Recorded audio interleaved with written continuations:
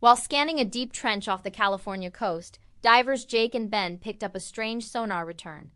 A perfect dome buried under layers of silt, over 200 feet below the surface. Curious, they marked the coordinates and descended the next morning. The dome was enormous, nearly 80 feet across, made of smooth concrete and metal reinforcements.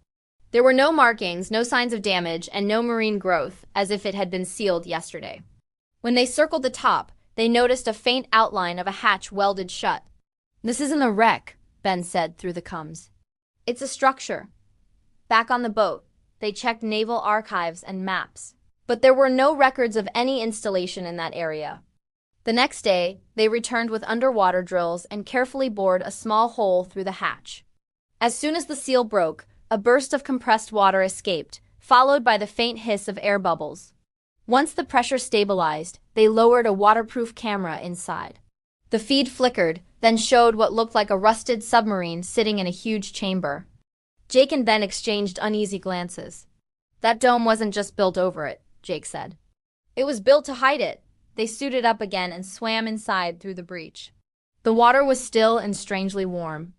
Around the submarine lay scattered crates stamped with old U.S. Navy markings. One label, though barely legible, read *Black Harbor Level 7 Clearance*.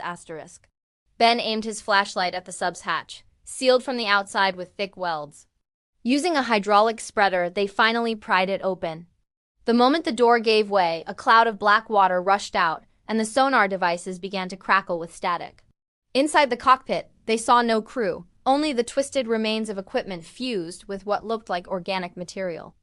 A faint blue light pulsed from a sphere mounted in the center console, giving off a soft hum that made their suits vibrate. Jake reached out, but the instant his glove brushed the sphere, every light flickered off. The hum deepened until it shook their helmets. Terrified, they bolted for the surface.